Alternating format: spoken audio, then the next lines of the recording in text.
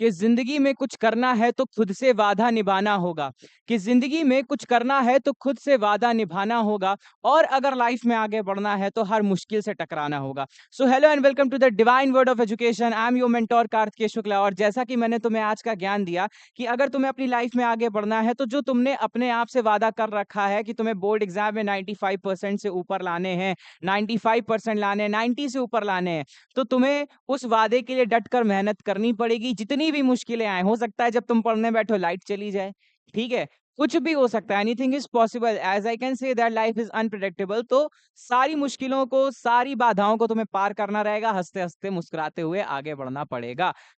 ये था तुम्हारे लिए आज का ज्ञान। मैं हूं तुम्हारा कार्तिकेय शुक्ला। तो चलिए स्टार्ट करते हैं हमारा आज का नया चैप्टर, और ये है हमारा episode number 5 of our Dhurandhar bio revision series. और हम करने वाले हैं बोर्ड एग्जाम्स में रॉक लाइक धुरंधर इन मूवी।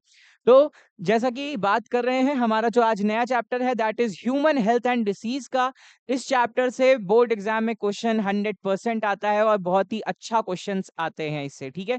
तो सीरियसली पढ़ते हैं, आगे बढ़ते हैं, और हम देख लेते हैं कि हम इस चैप्टर में कौन कौन सी चीजें आज कवर करेंगे। So basically we are discussing today the complete chapter as well as some hand written notes मैं आपके लिए लेकर के आया हूं। ये एक नई चीज देख रहे हो ना हमारे वीडियो में। So basically we are doing this today, और साथ ही में हम करने वाले हैं प्रीवियस ईयर क्वेश्चंस की भी स्टडी। क्या करने वाले हैं? प्रीवियस ईयर क्वेश्चंस भी हम डिस्कस करेंगे। So let's start today's lecture with full of energy and full of motivation. So बात कर रहे हैं व्हाट इज हेल्थ। चैप्टर का नाम ही क्या है? Human health and disease.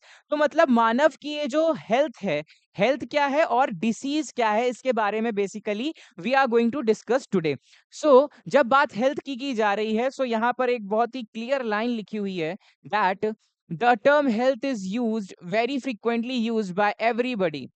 मतलब हेल्थ का जो वर्ड है वो सबके द्वारा इस्तेमाल कहीं ना कहीं, कभी ना कभी किया जाता है। Health does not simply means absence of disease और फिजिकल फिटनेस। मतलब हेल्थ का मतलब क्या है? Health does not simply mean absence of disease और फिजिकल फिटनेस। इसका कहीं पे भी ये मतलब नहीं है कि भाई हेल्थ है तो यानी कि एब्सेंस ऑफ डिसीज होगी और या तो फिर फिजिकली फिटनेस रहेगी। But health could be defined as a state of physical complete physical, mental, social and well being. जब मैंने रिप्रोडक्टिव हेल्थ चैप्टर पढ़ाया था तो वहां पे WHO ने कुछ एक डेफिनेशन दी थी कि भाई हेल्दी के बारे में हम क्या कह सकते हैं, हेल्दी पर्सन के बारे में हम क्या डिफाइन कर सकते हैं। So the complete physical, mental, behaviour, social fitness of any human being is defined as an healthy person. मतलब फलाने को हम हेल्दी क्यों कहेंगे? जब वो सोशली, फिजिकली, मेंटली और बिहेवियरली फिट होगा, तभी हम उसको क्या कहेंगे? एक हेल्दी पर्सन कंसीडर करेंगे। सो बेसिकली हेल्थ भी क्या होती है? हेल्थ भी वही होती है, health could be defined as a state of complete physical, mental and social wellbeing. When people are healthy they are more efficient at work. Obviously जब तुम कभी ये सोचो, जब कभी तुम्हें बुखार होता है तो तुम्हारी बिल्कुल इम्यूनिटी डाउन हो जाती है, एनर्जी नहीं बचती तुम्हारी बॉडी में, तुमको लगता है बस सारा दिन हमसे कोई आराम करने को कह दे, हम आराम कर लें, कोई हमसे काम ना कहे, ठीक है। तो मतलब काम करने की क्षमता भी क्या हो जाती है? कम हो जाती है। लेकिन जब आप हेल्दी होते हैं, जब वही देखो आप बुखार से जूझ रहे थे, बुखार से लड़ करके चले आए, ठीक है, आपने बुखार को मात दे दिया, ठीक। तो बुखार को मात देने के बाद आपके अंदर कितनी ज्यादा एनर्जी बूस्ट हो चुकी होती है। इसका मतलब आप काम डबल कर सकते हैं, ट्रिपल कर सकते हैं, ठीक है। फिर work increase productivity and brings economic prosperity. काम करोगे तो ऑब्वियसली जब जैसे इकोनॉमिक प्रॉस्पेरिटी, अब जैसे हम लोग कभी कभार जैसे छुट्टी ले लेते हैं तो वो क्या करता है? हमारी कहीं ना कहीं हमारी इकोनॉमिक प्रॉस्पेरिटी को कम कर देता है। लेकिन जैसे ही एक हेल्दी पर्सन की बात की जाएगी तो हेल्दी पर्सन में इकोनॉमिक प्रॉस्पेरिटी क्या होती है? बढ़ जाती है। Moving forward, health also increases longevity of people and reduces infant and maternal mortality. Infant and maternal mortality मतलब जो माँ और बच्चे हैं, जैसे मान लीजिए नवजात हैं, ठीक है, उनकी मोर्टिलिटी मतलब क्या होता है? डेथ रेट्स, ठीक है, मृत्यु दर को कम कर रहा है, ठीक है। तो और क्या चीज आ रही? Balanced diet, personal hygiene and regular exercise are very important to maintain a good health. मतलब प्रॉपर खाना होना चाहिए आपका, प्रॉपर खाना, डेली एक्सरसाइज, ये सब क्या करते हैं आपको एक हेल्दी पर्सन बनाने के लिए या आपकी सेहत को अच्छा रखने के लिए कार्य करते हैं। Good health is also maintained by yoga. आजकल योगा हो रहा है, योगा डे मनाया जाता है। Yoga, then vaccination against infectious disease जो इन्फेक्शन कॉज करते हैं, जैसे कोरोना अभी था, कोरोना के अगेंस्ट हमने वैक्सीन लिए थे। पोलियो की वैक्सीन दी जाती हैं बच्चे को, हर्पिस वायरस की वैक्सीन दी जाती हैं। तो इनके daily daily time to time vaccination भी बहुत जरूरी होता है हेल्थ के लिए। Then proper disposal of waste, control of vector and maintenance of hygienic food and water resources, ये आजकल बहुत जरूरी है। आप जो खाना खा रहे हैं वो हाइजीनिक और हेल्दी है कि नहीं, इसका इसका कह सकते हैं, इसको फाइंड आउट करना, इसकी जांच करना बहुत ज्यादा जरूरी बन गया है आज के टाइम पे। ठीक है, सो health can also be affected by genetic disorders. कुछ जेनेटिक डिसऑर्डर्स होते हैं जो कि ऑब्वियसली पेरेंट्स से बर्थ पे बच्चे में जाते हैं। ठीक है, इन्फेक्शंस हो गए, और लाइफ स्टाइल भी काफी कुछ डिपेंड करती है, जैसे food and water we take, exercise habits, ये सब डिपेंड करता है। So this is a complete, देखिए हेल्थ के बारे में क्या चीज बात हम लोग कर रहे हैं। हेल्थ किसकी किसके बिना, देखो एक प्रॉपर फूड एंड डाइट होना चाहिए, प्रॉपर एक्सरसाइज होना चाहिए। हमेशा कई लोग ऐसे होते हैं कि जो है भाई क्या होता है, आप लोग समझ सकते हैं कि फ्रेंड्स से बहुत कम मिलते हैं, को बिल्कुल गुमसुम बैठे रहते हैं, तो वो सारी चीजें भी नहीं होनी चाहिए। तो फैमिली और फ्रेंड्स के साथ प्रॉपर वे में आपको क्या करना है, कोऑर्डिनेशन रखना है। ठीक है, कोऑर्डिनेशन अपने फैमिली और फ्रेंड्स के साथ भी रखना है। फिर स्लीप, आजकल जो तुम लोग बड़ा नहीं स्लीप साइकिल की बात करते हो, तुम्हारी भी स्लीप साइकिल नहीं पूरी हो पा रही है। क्यों पूरी नहीं हो पा रही है? क्योंकि तुम रात के 3 बजे तक इंस्टाग्राम पे चैटिंग कर रहे हो, व्हाट्सएप यूज कर रहे हो। तो भाई ये सब क्या कर रहे हैं, आपकी हेल्थ को भी इफेक्ट कर रहे हैं। ठीक, देन स्ट्रेस मैनेजमेंट, स्ट्रेस को प्रॉपर वे में मैनेज करना है, तो ही हम क्या है, एक हेल्थ के कंडीशन में है, एक हेल्दी पर्सन की कंडीशन में। आगे बढ़ते हैं, अब बात कर लेते हैं डिसीज की। एनीथिंग दैट लीड्स, डिसीज के बारे में क्या बोल सकते हैं, anything that leads some disturbance to an healthy person. ठीक, उसमें हम क्या कंसीडर करते हैं, उसको बोलते हैं हम डिसीज बोलते हैं। क्या बोलते हैं, डिसीज बोलते हैं, यानी कि abnormal condition, abnormal condition of a well being,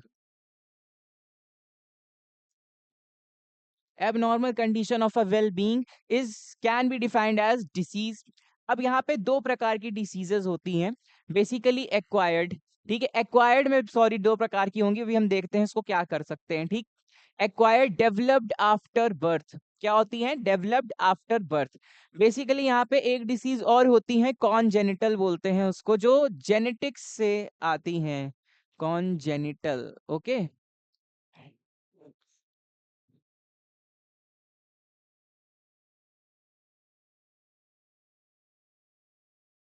ये होती हैं पेरेंट्स टू ऑफ स्प्रिंग।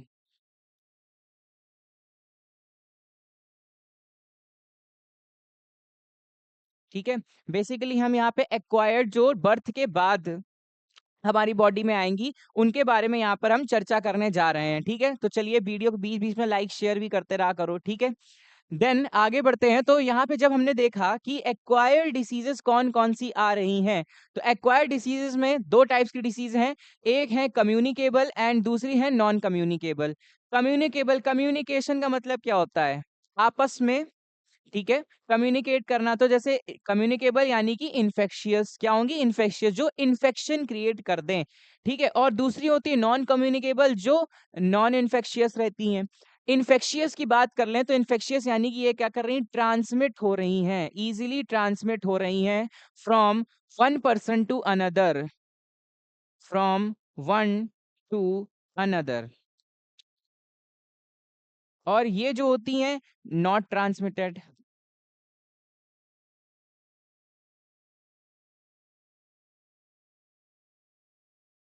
ठीक है, ये क्या होती है, नॉट ट्रांसमिटेड होती हैं। आगे बात करते हैं, इन्फेक्शियस डिसीज जितनी भी होंगी वो कुछ ना कुछ कॉज्ड बाय पैथोजेंस, कोई ना कोई पैथोजेंस होते हैं। पैथोजेंस क्या होते हैं, वो basically pathogens are those living organisms, pathogens are those living, या कह सकते हो living and as well as micro organisms that causes any disease. ठीक है, यहाँ पे दो टर्म आते हैं, पैथोजेंस और वेक्टर, अभी उसको भी हम एक्सप्लेन करेंगे कि वेक्टर्स क्या होते हैं। सो बेसिकली ये पैथोजेंस जो होती है, और पैथोजेंस आप देख सकते हैं वायरस है, वायरस में कौन कौन सी डिसीज है, कॉमन कोल्ड, सर्दी खांसी जुकाम, एड्स, डेंगू, चिकनगुनिया। बैक्टीरिया में है टाइफाइड, ट्यूबरकुलोसिस, निमोनिया, कॉलेरा। फिर प्रोटोजोन्स हैं, मलेरिया, अमीबियासिस। हेलमिंथिक डिसीज हैं, हेलमिंथिस, प्लेटीहेलमिंथिस, एस्केलमिंथिस पढ़ते हैं, एस्कैरियासिस एंड फाइलेरियासिस। और फंजाई में हमको एक डिसीज पढ़नी है, दैट इज रिंगवॉर्म। ओके, यहाँ पे बात की गई है थोड़े वेक्टर्स के बारे में। ठीक, जहां जैसे ट्रांसमिशन, मतलब इन डिसीज का ट्रांसमिशन कैसे हो रहा है, ऑब्वियसली सबसे पहला point, unclean hands and fingers. आप हाथ मिलाते हैं, कई बार जो है हाथ बहुत गंदे होते हैं, इसीलिए कोरोना के टाइम पे कहा जा रहा था 2 गज की दूरी बहुत है जरूरी। ठीक है, टचिंग द आर्टिकल्स, कुछ आर्टिकल जैसे मान लीजिए रेलिंग, आप लोगों की आदत होती है ना कि सीढ़ी पे जो है उतर रहे हैं तो रेलिंग पे हाथ फेर करके चलेंगे, हाथ मार के चलेंगे। एस्केलेटर पे जो लोग चढ़ते हैं, ठीक है, कहीं भी एस्केलेटर जो स्वचालित सीढ़ियां होती हैं जिसको हिंदी में कहा जाता है, तो उसमें क्या करते हैं, आप लोग हाथ रख के बड़ी स्टाइल से खड़े होकर के चढ़ते हैं सीधे। ठीक है, तो बेसिकली वहां पे भी क्या है, वहां पे भी आपको कोई ना कोई पैथोजेंस मिल सकता है। कितने लोगों ने उस पे हाथ रखा होगा, या तो अगर आप वहां पे हाथ रख रहे हैं तो उसको आंख मुंह, जो आप लोगों की आदत है थोड़ी थोड़ी देर में आंख ऐसे ऐसे करके मचलने की, ठीक है, तो वो चीज ना करिए। ठीक है, कहीं से भी बैक्टीरिया जा सकता है, कहीं से भी वायरस जा सकता है, आप देख के नहीं आए। दूसरी चीज, अगर आप ऐसा कर रहे हैं तो भैया सबसे पहले जा करके हाथ धुलो साबुन से। ठीक है, फिर डायरेक्ट में कौन कौन सी चीजें हैं, droplet infections, bite of an animals, इसका बेस्ट एग्जांपल है डॉग में रैबीज। ठीक है, सॉइल कंटेनिंग बैक्टीरिया, जो बैक्टीरिया यूज होते हैं नाइट्रोजन फिक्सेशन के लिए, वो अगर वहां से आप कुछ कोई चीज लेकर के आ रहे हैं तो वो भी बहुत हार्मफुल है। ठीक है, ट्रांसप्लासेंटल ट्रांसमिशन मतलब जो प्लासेंटा के थ्रू हो रहा है ट्रांसमिशन। ठीक है, एयरबोर्न में जैसे डस्ट, विंड, करंट, एरिसोल, स्प्रे, ये सब चीजें। इनडायरेक्ट में बात करते हैं, कुछ वेक्टर्स की बात हो रही है। वेक्टर्स बेसिकली यहाँ पर इंसेक्ट्स होते हैं, कौन होते हैं, इंसेक्ट्स होते हैं, जो किसी भी डिसीज के पैथोजन को कैरी करते हैं। हो सकता है पैथोजन को ना कैरी कर रहे हो, पर्टिकुलर स्पोरोजॉइट्स को कैरी कर रहे हो, कोई ऐसी जो डिसीज को कैरी कर रहे हो। बेसिकली यहाँ पर हम क्या बात करते हैं, उसके विषय में बात करते हैं। अब हम आगे बढ़ते हैं हमारे नेक्स्ट टॉपिक की तरफ। So in this topic we are going to discuss about some bacterial disease. तो बैक्टीरियल डिसीजेस कौन कौन सी होती हैं, अब हम वो डिस्कस करने वाले हैं यहाँ पर। ठीक है, तो let's start our first bacterial disease, that is typhoid. ठीक है, टाइफाइड के बारे में बात कर रहे हैं कि टाइफाइड क्या होता है। बैक्टीरियल डिसीज में पहली डिसीज हो गई टाइफाइड। टाइफाइड बैक्टीरिया का नाम है साल्मोनेला टाइफी। ये है हमारे हैंड रिटन नोट जो तुम्हारे लिए हम लेकर के आए हैं आज। ठीक है, तो इसके बारे में आज हम साथ में डिस्कस कर लेते हैं कि बैक्टीरियल डिसीज में कौन कौन सी डिसीजेस हैं। टाइफाइड है, टाइफाइड जो होती है एक बैक्टीरिया है साल्मोनेला टाइफी। सो उससे होगी अब देखिए मोड ऑफ ट्रांसमिशन क्या है, एंटर द स्मॉल इंटेस्टाइन, हमारी स्मॉल इंटेस्टाइन को टारगेट करता है ये, through food and water contaminated with them and migrate to the others. जो फूड एंड वाटर्स में ये वाली बैक्टीरिया प्रेजेंट होगी साल्मोनेला टाइफी, ठीक है, तो उसके माध्यम से ये ट्रांसमिशन हो रहा है। कंटामिनेट मतलब infected food and water, impure कह लो। ठीक है, कंटामिनेटेड का मतलब इम्प्योर। देन सिम्टम्स क्या हैं, सस्टेन्ड हाई फीवर, बहुत ही ज्यादा हाई फीवर रहेगा। ठीक है, ये टेम्परेचर लिखा हुआ है। वीकनेस रहेगी, स्टमक पेन रहेगा, हेडेक रहेगा, और लॉस ऑफ एपेटाइट। एपेटाइट का मतलब होता है बेटा भूख, क्या होता है, भूख। आगे बढ़ते हैं। अब यहाँ पर क्या चीज दी गई है, इंटेस्टाइन परफोरेटेड एंड डेथ विच में कॉजेज डेथ। अगर इसका ढंग से सही समय पर इलाज नहीं कराया गया तो इंटेस्टाइन परफोरेट कर जाएगी, स्वेल कर जाएगी, और फिर एंड टाइम पे हमारे पास रिजल्ट क्या है, यमराज साहब लेने आ जाएंगे। ठीक है, वाइडल टेस्ट होता है जो टाइफाइड के डायग्नोसिस के लिए किया जाता है, Widal test. Next, we are going moving forward to our pneumonia, a very dangerous disease caused by Streptococcus pneumoniae. Streptococcus pneumoniae से होती है, और Streptococcus के साथ एक नाम इसको और दिया जाता है, डिप्लोकोकस। डिप्लोकोकस निमोनी या फिर स्ट्रेप्टोकोकस निमोनी। इससे क्या हो रहा है, निमोनिया हो रहा है। अब निमोनिया में कौन कौन से सिम्टम्स आएंगे? सबसे पहले एक चीज ये ध्यान रखिए, निमोनिया जो है वो किसको इफेक्ट कर रही है? आपके लंग्स को इफेक्ट कर रही है। किसको इफेक्ट कर रही है? लंग्स को इफेक्ट कर रही है। लंग्स में एक जगह होती है, आपको सबको पता है, एल्वियोलाई। क्या होती है? एल्वियोलाई होती है। तो एल्वियोलाई को इफेक्ट कर रही है। Inhaling droplets aerosols, lips and nails turns grey to bluish. ठीक है। It infects the alveoli. देखिए एल्वियोलाई की बात आ गई। It infects the alveoli, fever, cough and headache. It infects the alveoli, fever, cough and headache. ठीक है, सिर दर्द। फिर बात करते हैं डिसेंट्री। डिसेंट्री शिगुला से होती है। Contaminated food and water. Contaminated food and water से अगर आप कोई कंटामिनेटेड फूड एंड वाटर का यूज कर रहे हैं तो आपको डिसेंट्री हो सकती है। Blood is present in loose watery stools, मतलब लूज मोशंस में, स्टूल्स मतलब क्या होते हैं? Faecal matter. ठीक है, तो लूज मोशन में ब्लड आएगा तो वो क्या है? डिसेंट्री है।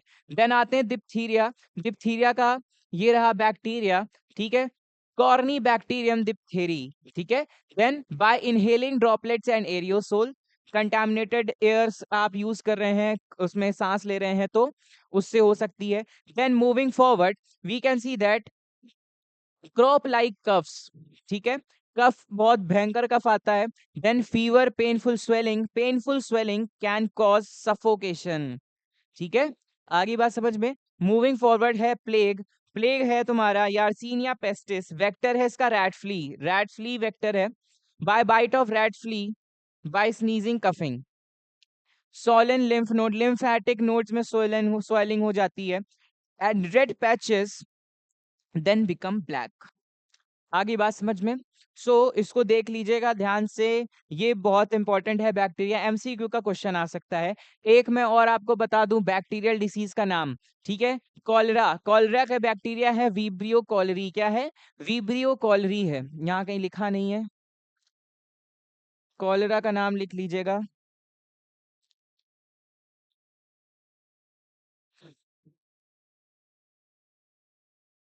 कॉलेरा।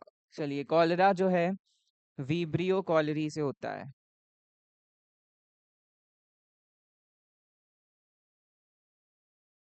ठीक है, इसको भी नोट कर लीजिएगा। आगे बढ़ते हैं। When we then we are talking about viral diseases. Viral disease बहुत इंपॉर्टेंट है। Common cold. कॉमन कोल्ड, और हम बात करेंगे हेपेटाइटिस बी के बारे में यहाँ पे। वैसे तो हमको एड्स भी पढ़ना है, एड्स के लिए अलग हमारे पास स्लाइड्स है तो उसके बारे में हम वहां डिस्कस करेंगे। कॉमन कोल्ड जो होता है, 3 से 5 दिन तक नौजिया। नौजिया का मतलब क्या होता है? नाक बहना। क्या होता है? नाक बहना। तो 3 से 7 दिन तक आपकी नाक बहती रहती है। ठीक है, आप जानते हैं एक नाक ब्लॉक हो जाती है, कई बार रील भी देखते रहते हो, एक नाक ब्लॉक हो जाती है, एक नाक खुली रहती है, सिर में भयंकर दर्द होता है, गर्दन दर्द करती है। तो ये सारी चीजें कॉमन कोल्ड है जिससे हम लोग सब लोग कभी ना कभी फेस जरूर करते हैं। ठीक है, फिर बात करते हैं किससे होती है? राइनो वायरस से होती है। टायर्डनेस, बहुत ही ज्यादा थकान रहती है बॉडी में, ऐसा लगता है बस कोई कुछ ना बोले, बस एक अदरक वाली चाय मिल जाए और हम सोते रहें। ठीक है, जुकाम में ऐसे ही लगता है ना, फिर ऐसा लगता है कोई कोई काम ना दे, बस पड़े रहो, सोते रहो, चाय पीते रहो, ये लगता है। ठीक, आगे बढ़ते हैं। तो मोड ऑफ ट्रांसमिशन का है by droplet, result from in cough and sneeze, by nasal congestion and discharge, sore throat, cough, headache, blah blah blah. Then symptoms क्या है? Most infections human element element है।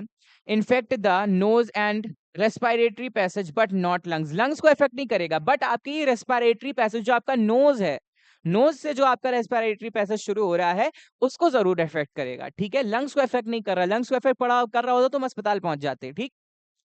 Hepatitis B. Hepatitis B virus से होता है। By sharing infected needles and syringes, infected mother to foetus. Infected mother से foetus में जा रहा है। लीवर का है काम इसमें। लॉस ऑफ एपेटाइट, भूख नहीं लगेगी, along with mild fever, severe liver damage, jaundice. Jaundice की कंडीशन आती है। और आपको बता दें, आप सब जानते हैं जॉन्डिस को एक नाम और दिया जाता है, that is your yellow fever. क्या बोलते हैं उसको? येलो फीवर बोलते हैं। किसको? किसको बोलते हैं भैया? जॉन्डिस को बोलते हैं।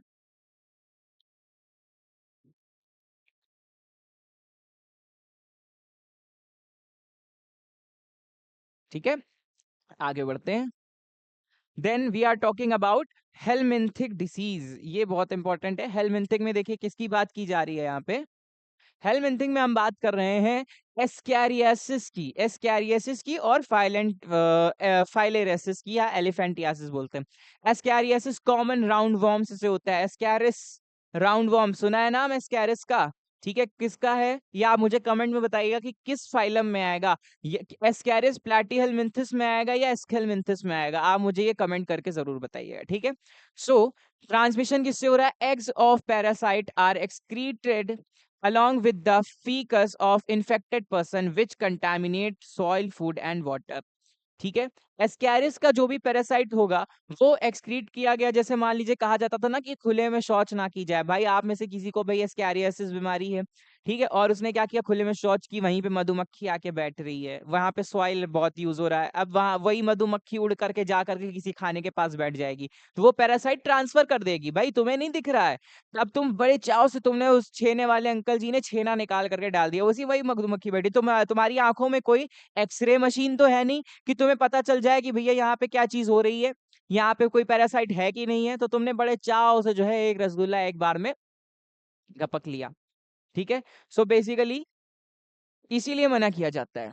ओके, देन सिम्टम्स क्या है, internal bleed, muscular pain, fever, anaemia का मतलब होता है खून की कमी, and blockage of intestinal passage. Is that clear, इतना तो क्लियर ही हो गया होगा सबको, हमें तो यही लग रहा है। आगे बढ़ते हैं, फिर नेक्स्ट बीमारी जो है वो है फाइलेरियासिस या फिर एलिफेंटियासिस, हाथी पाव, क्या बोलते हैं, हाथी पाव, हिंदी में बोलते हैं हाथी पाव, ठीक, पाव नहीं है ये सेक के खाने वाले पाव नहीं है। क्या है इसका, इसका कॉजेटिव एजेंट है वुचरेरिया ब्रैंकोफ्टाई या वुचरेरिया मलाई, मलाई वो दूध वाली मलाई नहीं है, मलाई है, मलाई, मलाई नहीं मलाई। Then by bite of female Culex mosquito, जितनी भी बीमारी है आपकी, पहली चीज सुन लीजिएगा, ये सारी बीमारियों की कैरियर जो होती हैं वो फीमेल्स ही होती हैं, इंसेक्ट, फीमेल इंसेक्ट से ही आपको बीमारी होती है, मेल इंसेक्ट से नहीं होती है, महिलाओं से दूर रहे।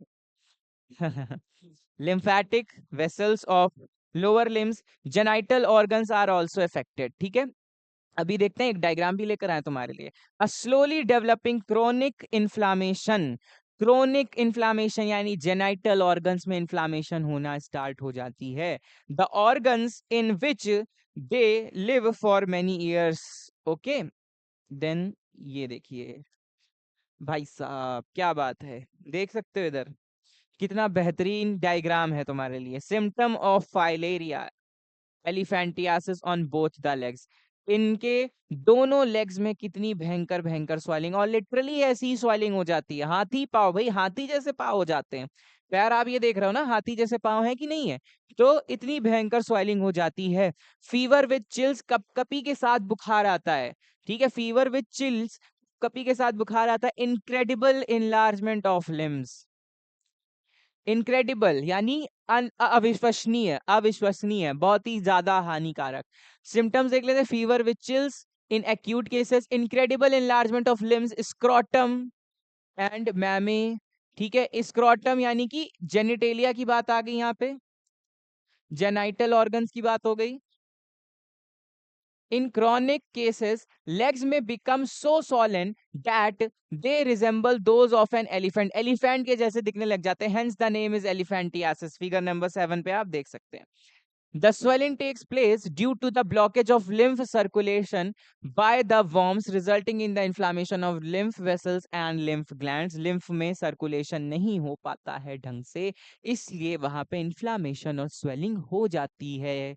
आगे बढ़ते हैं, gross deformities in the genital organ, genital organs में बहुत ही ज्यादा दिक्कतें आ जाती हैं।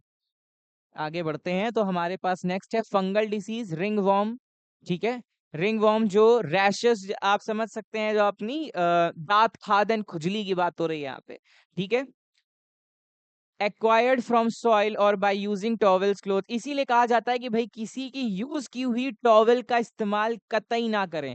स्किन रिलेटेड जितनी भी डिसीज हैं, फंगल डिसीज जितनी भी हैं, वो सब इसी का एक कारण है कि किसी की यूज की हुई टॉवेल नहीं यूज करनी चाहिए, ना ही किसी का यूज किया हुआ कॉम्ब यूज किया जाता है। ठीक है, तो रिंग वॉर्म्स की बात होगी। By infected person intense itching, बहुत ही ज्यादा खुजली होती, दांत खात खुजली की बात हो रही है यहाँ पे। Then symptoms, most common infection disease, appearance of dry scaly lesions on various parts of the body such as skin, nails, scalps. Heat and moisture helps this fungi to grow. आप समझ लीजिए पूरे टाइम आप pant और jeans पहने रहते हैं या शर्ट वगैरह सब पहने रहते हैं, तो एक इंटेंस मॉइस्चराइज वहां पे हो रहा है, वो हीट हो रही है वहां पे, तो वहां पे ये फंजाई होती है और ज्यादा ग्रो कर जाती है अगर आप इन्फेक्टेड हैं तो।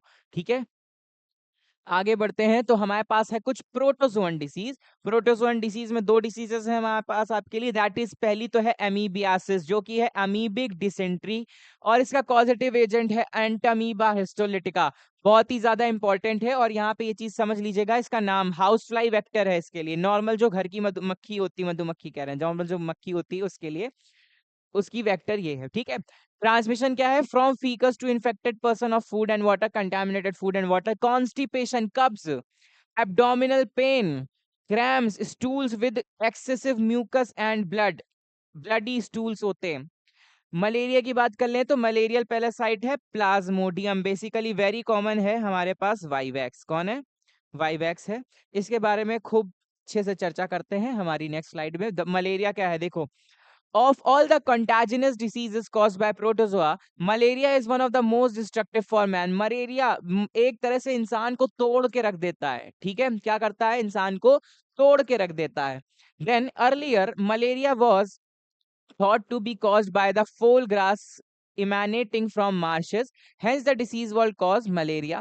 Later in 1877, Ronald Ross observed that the disease is transmitted by mosquito bite, and in 1880, Alphonse Leveran discovered acute causative agent of malaria. इसलिए अल्फानोज नाम रख दिया गया। Now it is was well known disease caused by malarial parasite Plasmodium species. ये S double P का मतलब है, S double P का मतलब है स्पीशीज। ठीक है, एस डबल पी का मतलब है species. There are four major types of malaria, benign tertian, malignant tertian, quartan and ovale tertian, cause by plasmodium vivax. देखिए सबसे कॉमन क्या है? प्लाज्मोडियम वाइवैक्स है। कौन है? Plasmodium vivax. कौन है? प्लाज्मोडियम वाइवैक्स है। Falciparum, then malaria and oval respectively. All of these malignant malaria caused by Plasmodium falciparum is the most serious one and even be fatal. इसमें से ये तो कॉमन है सबसे ज्यादा, लेकिन ये जो फैल्सीपैरम है ये बहुत ही ज्यादा फैटल मतलब मृत्युदायक है। क्या है? मृत्युदायक है। Infection is transmitted to a healthy person by a bite of female Anopheles mosquito. Female Anopheles mosquito के बाइट करने पे होगी। Signs and symptoms are caused by the presence of erythrocytic stage. अभी बात करते हैं कि एरिथ्रोसाइटिक स्टेट क्या होती है। इस पिगमेंट को याद रखना, hemozoin. Hemozoin is very toxic. Symptoms देख लेते हैं। High fever, outbreak of fever occurs every other day.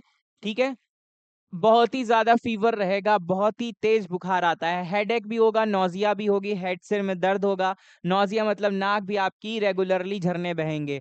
Muscles में पेन होगा। Bots of fever with shivering attacks. Shivering attack मतलब चिलिंग होगी आपको। ठीक है, कपकपी का वाला बुखार। ये देखिए तीन सिम्टम्स है। ठीक है, फीवर भी हो रहा है, कभी टेम्परेचर बढ़ रहा है, कभी और ज्यादा बढ़ रहा है, कभी घट रहा है, पसीना छूट रहा है, कुछ भी हो सकता है। देन ये है आपके लिए लाइफ साइकिल ऑफ प्लाज्मोडियम, बहुत इंपॉर्टेंट है। हो सकता है इसका क्वेश्चन इस बार बोर्ड में आ जाए। जैसे प्री बोर्ड में एक क्वेश्चन आया था कि आपको तीनों स्टेजेस इस लाइफ साइकिल के डिफाइन करने थे। ठीक है, सो बेसिकली देख लेते हैं यहाँ पे सबसे पहले क्या चीज हो रही है। या female mosquito takes up the gametophyte. Gametophyte यहाँ से बने हुए हैं, ह्यूमन होस्ट है। अभी ये सारी चीजें हमको एक्सप्लेन यहाँ से हो जाएंगी। ठीक है, बेसिकली हम लोग स्टार्ट करते हैं इस वाली तरफ से। एक फीमेल मच्छर ने क्या करा? काट लिया। ठीक है, एक ह्यूमन को काटा। ह्यूमन को काटने पर क्या हुआ? कि इसके अंदर क्या थे, इस प्लाज्मोडियम के कुछ गैमीटोसाइट्स प्रेजेंट थे। क्या प्रेजेंट थे? गैमीटोसाइट प्रेजेंट थे। तो गैमीटोसाइट प्रेजेंट होने के साथ साथ इसने क्या किया, ऊपर जाकर के फर्टिलाइजेशन हो गया। मस्कीटो के इंटेस्टाइन में क्या हो गया? फर्टिलाइजेशन हो गया। क्या हो गया? फर्टिलाइजेशन हो गया। फर्टिलाइजेशन होने के बाद mature infective stages sporozoite escape from the intestine and migrate to the mosquito of salivary gland. इन्होंने क्या बना लिया? स्पोरोजॉइट का फॉर्मेशन कर लिया। किसका फॉर्मेशन कर लिया? स्पोरोजॉइट का फॉर्मेशन कर लिया। ठीक है। जब यहाँ पे फर्टिलाइजेशन हो गया मस्कीटो में, तो मस्कीटो में इन्होंने क्या कर लिया? स्पोरोजाइट का फॉर्मेशन करने के बाद ये इंटेस्टाइन से कहाँ पहुंच गए? सलाइवरी ग्लैंड में पहुंच गए। किसकी? मस्कीटो की। किस में पहुंच गए? मस्कीटो की सलाइवरी ग्लैंड में पहुंच गए। अब क्या किया इस मस्कीटो ने? फिर से किसी भी फीमेल को सॉरी, इस फीमेल मस्कीटो ने किसी भी ह्यूमन को काट काट लिया। और अब क्या हो जाएगा? यही स्पोरोजाइट ट्रांसफर होकर के कहाँ पहुंच गए? लीवर में पहुंच गए। कहाँ पहुंच गए? लीवर में पहुंच गए। किसके माध्यम से पहुंचे हैं? ब्लड के माध्यम से। ब्लड से कहाँ पहुंच गए? लीवर में पहुंच गए। फिर आगे बढ़ने पर अब इन्होंने क्या किया? The parasite reproduce asexually. अब ये स्पोरोजाइट कैसा कैसा रिप्रोडक्शन शो करेगा? एसेक्सुअल रिप्रोडक्शन शो करेगा। एसेक्सुअल रिप्रोडक्शन कैसा था? अभी बताया था आपको, एक पैक में भर जाएगा पूरा और फिर ये बस्ट कर जाएगा और सारे स्पोरोजाइट बाहर निकल आएंगे।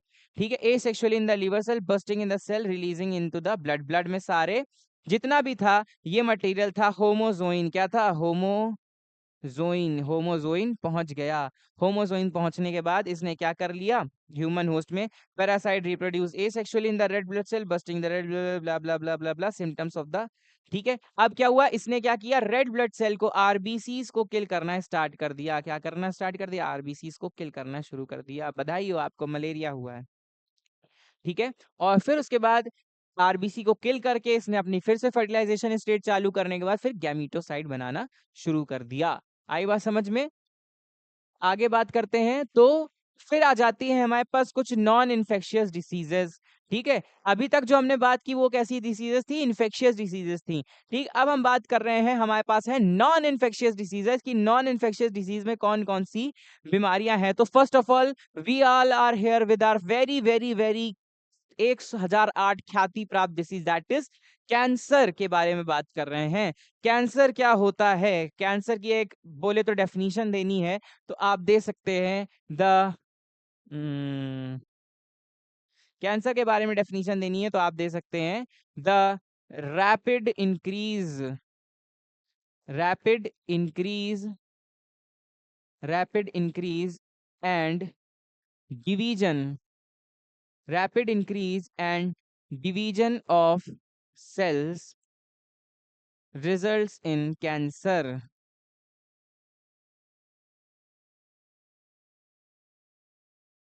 ठीक है। कैंसर कॉज करता है।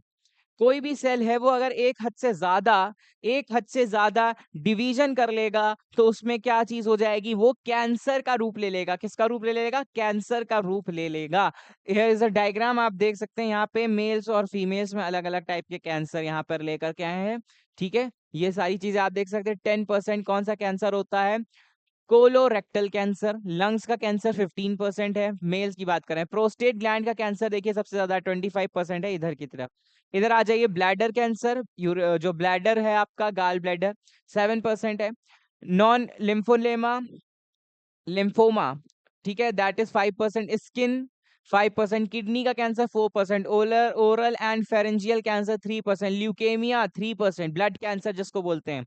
पैनक्रियाटिक कैंसर 3% और अदर कैंसर 30%। यानी सबसे ज्यादा कैंसर किसका देख रहे हैं? प्रोस्टेट का देख रहे हैं इन मेल्स। किसके बारे में बात कर रहे हैं? मेल्स के बारे में बात कर रहे हैं। जब फीमेल के बारे में बात कर रहे हैं तो लंग्स कैंसर के चांसेस 14% है। ब्रेस्ट कैंसर यहाँ पे सबसे ज्यादा है, दैट इज 26%। अदर है 22%। इधर बात कर लें तो इधर भी बाकी सारी चीजें आपको डिटेल्स में यहाँ पे दिख रही हैं। ठीक है। ओवेरियन कैंसर भी वेरी फेमस है, ओवेरियन सिस्ट। आगे बात करते हैं तो यहाँ पर ये बात की गई है कि कैंसर कितने टाइप्स के होंगे।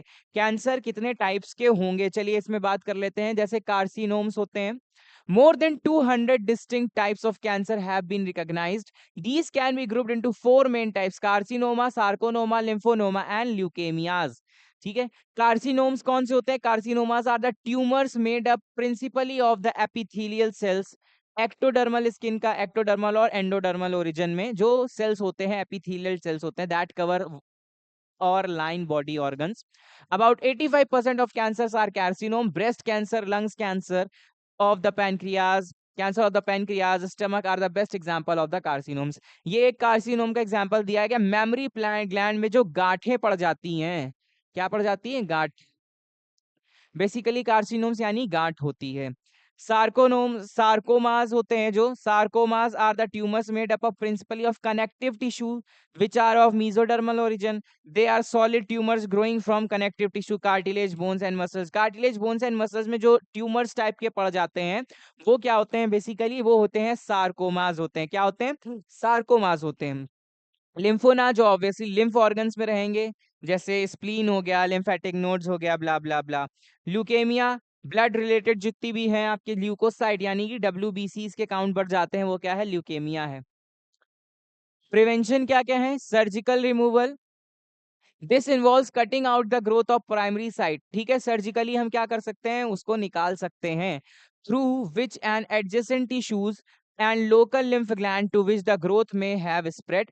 This is possible with bread, bowel, lungs, kidney, testis, woman, womb, ovaries, bone and skin, but it cannot be done with the brain. Brain के साथ ये चीज कतई नहीं की सकती, क्योंकि ब्रेन के साथ अगर तुमने ब्रेन का ट्यूमर से जरा भी छेड़छाड़ की तो वो सीधे तुमको ऊपर की टिकट कटवा देगा। देन रेडियोथेरेपीज होती हैं, X-rays and other form the radio activity are use to destroy cancer. X-ray की मदद से जो है उनको क्या कर सकते हैं? हम किल कर सकते हैं। कीमोथेरेपी वेरी फेमस है, ठीक है। और इम्यूनोथेरेपी एंड अदर ट्रीटमेंट्स होते हैं। इनको एक बार देख लीजिएगा, स्क्रीनशॉट ले लीजिए। हम हटे जा रहे हैं बीच से, रास्ते से आप लोगों के, स्क्रीनशॉट ले लीजिएगा और इसको ढंग से पढ़ लीजिएगा। देन बात करते हैं हम यहाँ पर लिम्फॉइड ऑर्गन्स की। किसके बारे में बात करने जा रहे हैं? हेडिंग नहीं पड़ी तो हम डाल लेते हैं, we are going to talking about lymphoid organs.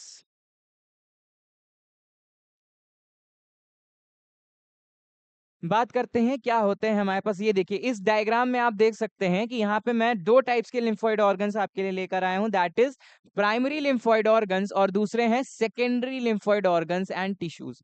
So primary lymphoid organs में दो हैं हमारे पास, एक तो है थाइमस, दूसरा है बोन मैरो। थाइमस तुम्हें वर्ड कहीं सुना सुना लग रहा होगा, थाइमस तुम्हें वर्ड कहीं सुना सुना लग रहा हो, हम बता रहे हैं कहाँ सुना है तुमने।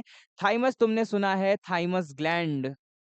कहाँ सुना है? थाइमस ग्लैंड के रूप में, in class 11 chapter control and coordination. ठीक है, ग्लैंड के फॉर्म में तुमने सुना है थाइमस ग्लैंड। और दूसरा है हमारे पास बोन मैरो। क्या है? Bone marrow. ठीक है, बैक टू द डायग्राम। बाकी सारी जगह पे जहां जहां पे लिम्फेटिक नोड्स होते हैं वो तुम्हारा ये स्ट्रक्चर रहा। सो अगर आपसे क्वेश्चन पूछ लिया जाए, जैसे इस बार प्री बोर्ड में आया था, name any two primary lymphoid organs, तो here we have thymus and then second we have bone marrow. Thymus है और कौन है? बोन मैरो है। ठीक है, आगे बढ़ते हैं तो यहाँ पर तुम्हारे there are two types of cells. ठीक है, यहाँ पे तुम्हारे दो टाइप्स के सेल और होते हैं, उनके बारे में जरा बात कर लेते हैं। एक तो तुम्हारे होते हैं बी लिम्फोसाइट, ठीक है, और दूसरे होते हैं तुम्हारे टी लिम्फोसाइट।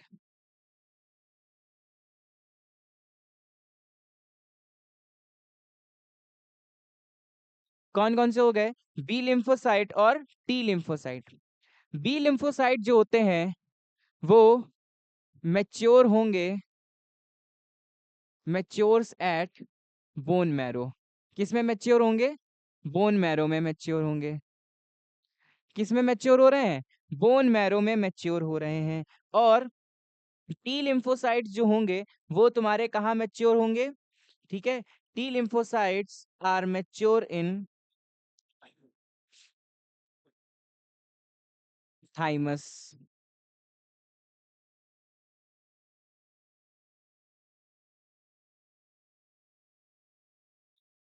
ठीक, ये जो तुम्हारे बी लिम्फोसाइट्स होते हैं, इनका काम क्या होता है? ठीक, the B lymphocyte produce an army of protein in response to pathogens into our blood to fight with them. These proteins are antibodies. ठीक है, इनका काम होता है एंटीबॉडीज का सेक्रीशन करना। किसका सेक्रीशन करना? एंटीबॉडीज का। ठीक है। और टी लिम्फोसाइट्स जो होते हैं, इनका बेसिकली काम क्या होता है, इनका काम होता है, ठीक, ये क्या करते हैं, ये हेल्प करते हैं किसको, helps helps B lymphocyte, helps B lymphocyte to form antibodies, ठीक है, to form antibodies,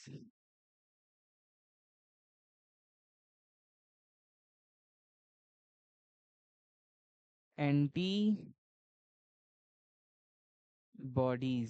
okay.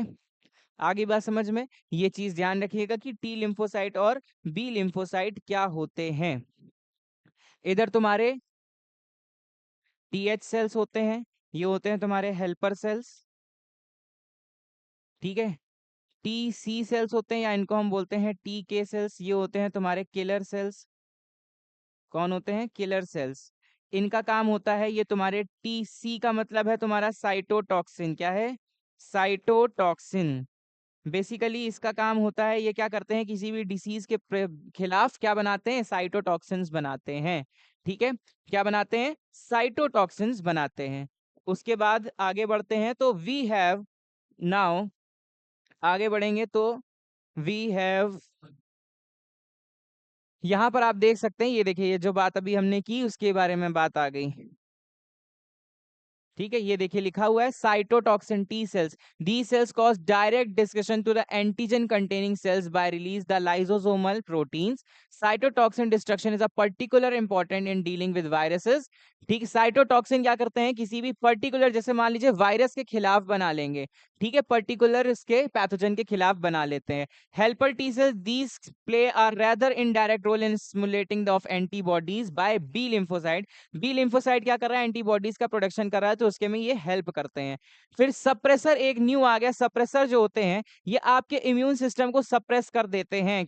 Certainly they inhibit the activity of certain immunological activity cell responsible for the phenomena of immunological tolerance.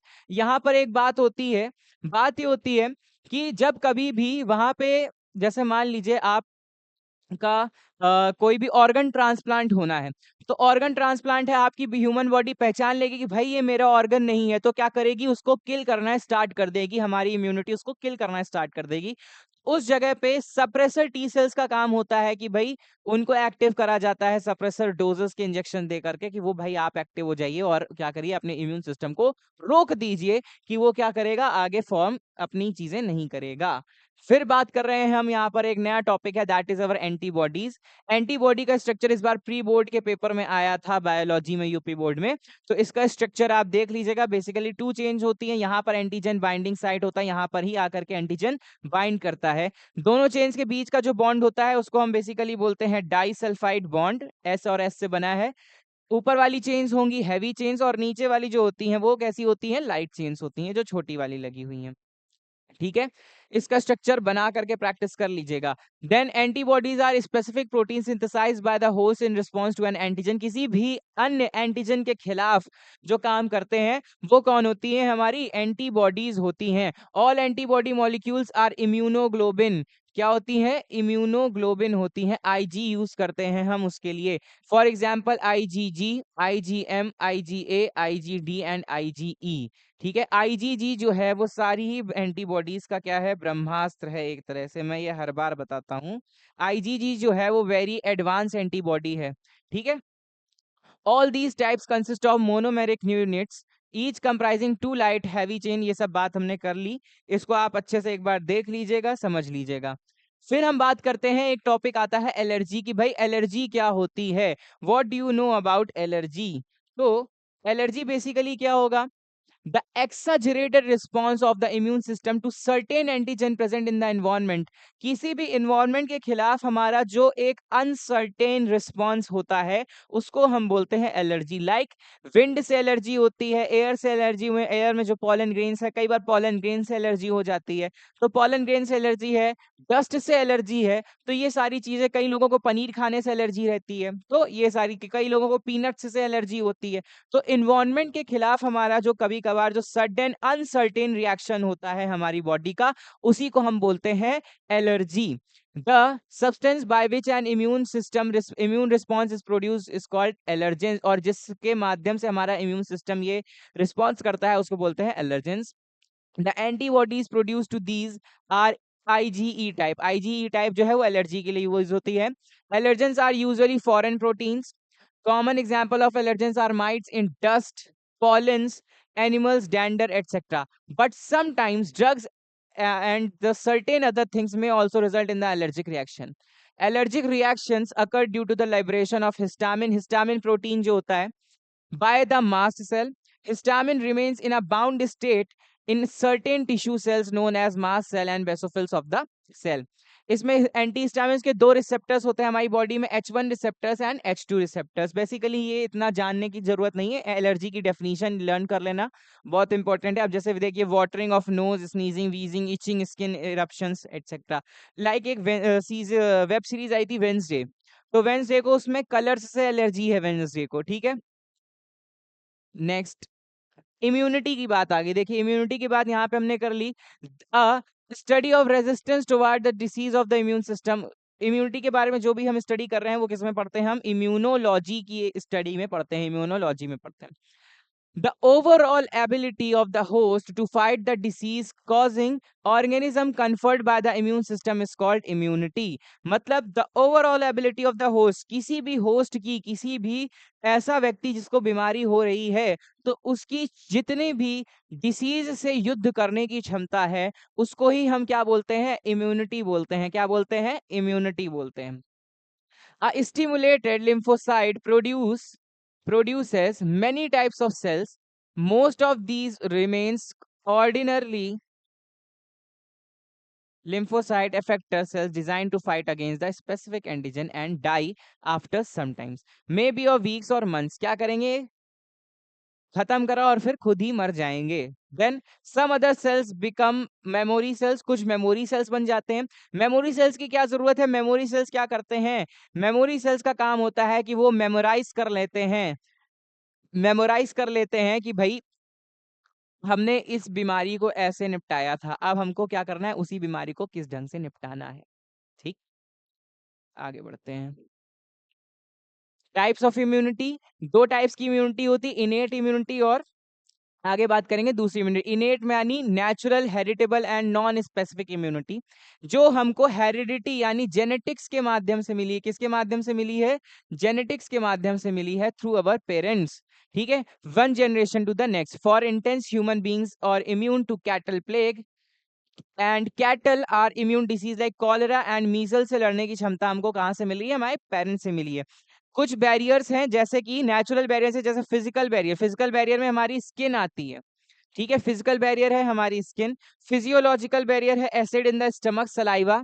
ठीक है, stomach हमारा acid, stomach में जो acid है और saliva हमारे कहाँ है, माउथ में है। ठीक है, और आईज में जो टीयर्स हैं वो सब फिजियोलॉजिकल है। Cellular barrier, certain cells of leucocyte, WBC. WBC is the best antibody of best immune system. ठीक है, वो भी कैसे मिला है हमको, पेरेंट्स से ही मिला है। ठीक है, कौन सी है, पॉलीमॉर्फोन्यूक्लियर ल्यूकोसाइट, न्यूट्रोफिल्स और monocyte in the blood are macrophages. ठीक, cytokine barrier, virus infected cells secretes proteins called interferons which protect non-infected cells from other viral infection. फिर आती है हमारे पास acquired specific,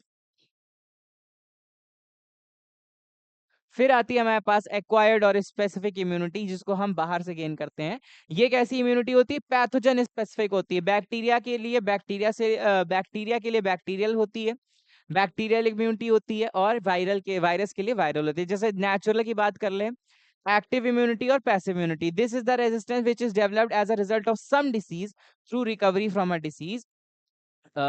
This type of immunity develops due to the fact that memory cells produced on the exposure।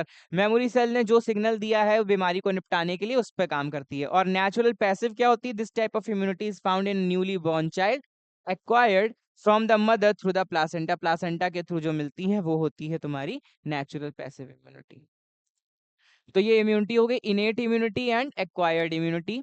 Types कौन कौन से हो गए, physical, skin हो गया, physiological, acid in stomach and saliva in mouth. Cellular phagocytosis यानी WBCs की बात कर रहे हैं। साइटोकाइन, साइटोकाइन में कौन सी चीज आ गई? इंटरफेरॉन्स आ गए आपके, कौन आ गए? इंटरफेरॉन्स आ गए। फिर बात करते हैं एक्वायर्ड में, पैथोजन स्पेसिफिक होती है, प्राइमरी एंड सेकेंडरी रिस्पॉन्स देती है, मेमोरी होती है, special mechanism and special defence mechanism होती है। Types B lymphocyte and T lymphocyte. Antibodies का फॉर्मेशन करते हैं, help B lymphocyte. Humoral immune response होता है, इसमें सेल मेडिएटेड रिस्पॉन्स होता है। एड्स के बारे में बात कर ली, बहुत बेहतरीन चैप्टर, बहुत ही बेहतरीन टॉपिक्स कि भाई एड्स होते क्या हैं। एड्स का फुल फॉर्म कई बार जमाने से पढ़ते चले आ रहे हैं, acquired immuno deficiency syndrome is a disorder caused by human immuno deficiency virus. किससे हो रहा है? HIV से हो रहा है।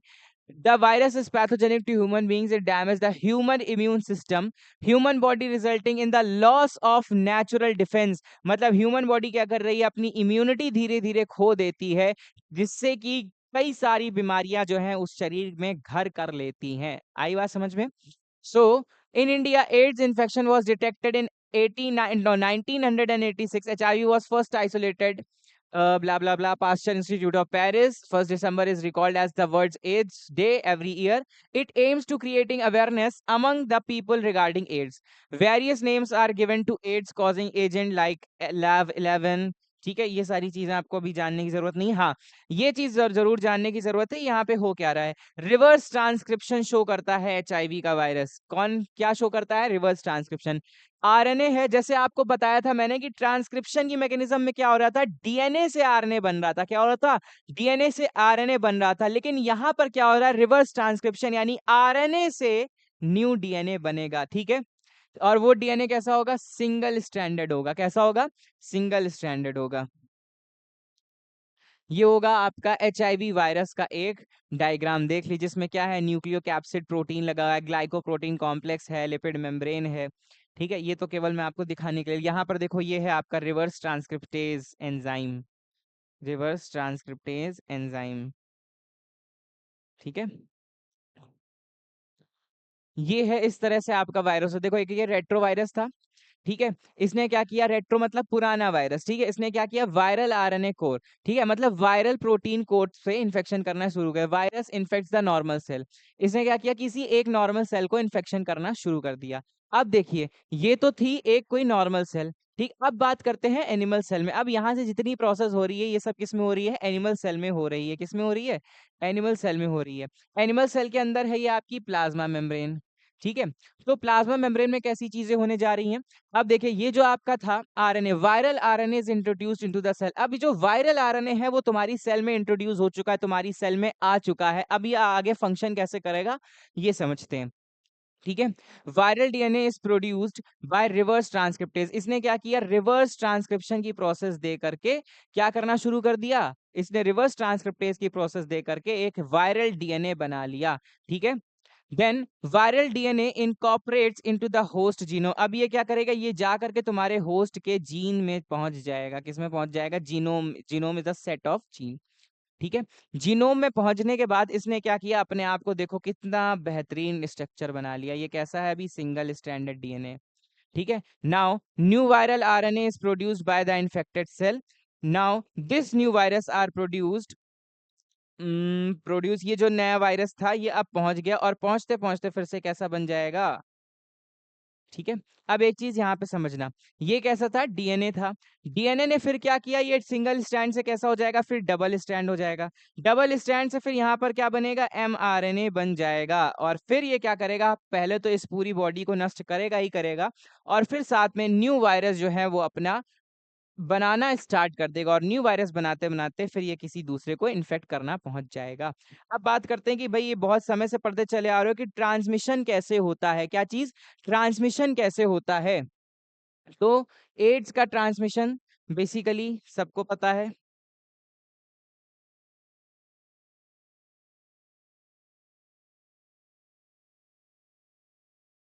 ट्रांसमिशन ऑफ एड्स, एड्स का ट्रांसमिशन कैसे हो रहा है? सबसे पहले तो फर्स्ट थिंग आती है unprotected sexual intercourse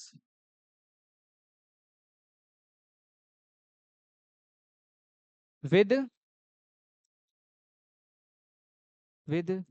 transmitted person, किसी भी ट्रांसमिटेड पर्सन के साथ सेक्सुअल इंटरकोर्स करने से एड्स वायरस आपकी बॉडी में भी आ जाएगा। सो इस बात का आजकल ये जो ट्रेंड चला हुआ है ना, बॉडी काउंट्स का, भाई आपने सामने वाली की, आप जैसे मैंने कहा आपकी आंखों में एक्सरे मशीन नहीं है, आपको नहीं पता है कि सामने वाला एड्स से ग्रसित है कि नहीं है, वो तुमको खुला नहीं बताएगा कि भाई हाँ मेरे को एड्स है। ठीक है, तो क्या करना है, पहली चीज तो अवॉइड करना है ऐसे रैंडम हुकअप्स को। ठीक है, अवॉइड करना है ऐसे रैंडम हुकअप्स को। ठीक है, यदि आप किसी को जानते नहीं हैं तो ऐसे रैंडम हुकअप्स को अवॉइड करिए। देन अनप्रोटेक्टेड सेक्सुअल इंटरकोर्स कतई ना करिए। ठीक, अनप्रोटेक्टेड सेक्सुअल इंटरकोर्स कतई ना करिए। देन सेकेंड थिंग इज, फिर होता है इन्फेक्टेड नीडल्स से ट्रांसमिशन कैसे होगा, इन्फेक्टेड नीडल्स से होगा। इन्फेक्टेड नीडल्स यानी कि आजकल जो ड्रग्स लेते हैं, क्या करते हैं, एक बार आपने लिया, ठीक है, ड्रग्स को इंजेक्ट करा और उसके बाद वही इंजेक्शन से बिना नीडल चेंज किए हुए किसी दूसरे ने ले लिया, तो इससे होगा इन्फेक्टेड नीडल्स, ब्लेड्स हो गई। ठीक है, थर्ड, ब्लड ट्रांसफ्यूजन,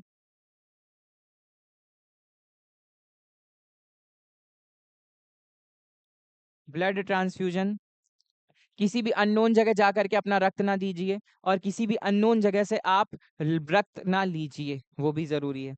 देन आगे बढ़ते हैं, तो एडोलेसेंस की बात आती है, उससे पहले यहाँ पर एक बात प्रिवेंशन की कर ली जाए कि AIDS can be prevented by a barrier should be used during sexual act with the suspected partner, restriction to one sexual partner.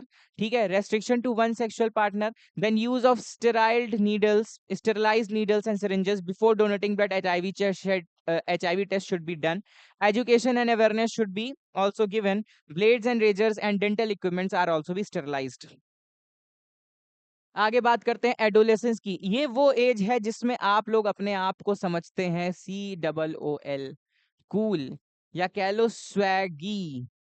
मतलब आप लोग अपना स्वैग दिखाना नहीं भूलते हैं यहाँ पर। ठीक है, कई बार आप लोग जो है टीचर्स से बदतमीजी कर देते हैं, तो क्यों कर देते हैं कि आपको लगता है आप बड़े कूल लग रहे हैं, but no bro, you are like a fool. जो अपने टीचर से बदतमीजी कर रहे हो वो कूल नहीं, वो फूलिशनेस है तुम्हारी।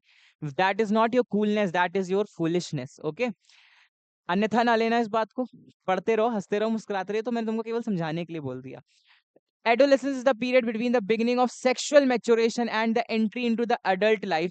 12 से 18 साल की एज में बेसिकली जो एडल्टहुडनेस आती है वही है हमारी एडोलेसेंस, जिसमें आपके पास बहुत सारे क्वेश्चन मार्क्स होते हैं और आप सोचते हैं हम उसका आंसर्स कहीं से लें, लेकिन उससे लिए आप समझ लेते हैं कि अब हम बड़े हो गए हैं, हमको कुछ भी मामले में रोको टोको नहीं। We are a grown up now, we are not a kid any more. यही डायलॉग मारते हो ना अपने घर पे, अपने स्कूल में, we are not a kid any more, let me live my life happily and ever after. ठीक है, बट वो चीज नहीं होती है। उस जगह पे आपको जरूरत होती है एक प्रॉपर गाइडेंस की। क्या जरूरत होती है, एक प्रॉपर गाइडेंस की, ताकि आप, यही होता है, यही उम्र जो होती है वो भटकने की भी होती है और अच्छे रास्ते पे जाने की भी होती है। बिगड़ने की भी वही उम्र है, बढ़ने की, बनने की भी वही उम्र है। Of the adolescence period, many physical, emotional and mental changes. ये बहुत अब तुम लोग समझ लेते हो कि भाई I am very alone in my life. कोई अकेला नहीं होता, ऊपर वाला सबके साथ होता है। ठीक है, occur rapidly at this stage. Adolescents wants to become independent and free of restrictions. अब ये करते हो ना तुम लोग कि भाई मेरे ऊपर कोई पाबंदी ना लगाओ। ठीक है, मैं चली बन के हवा। They become eager to spend time with friends rather than family, family से ज्यादा फ्रेंड्स के साथ। अब वो फ्रेंड्स कैसे हैं ये भी उन्हें नहीं पता।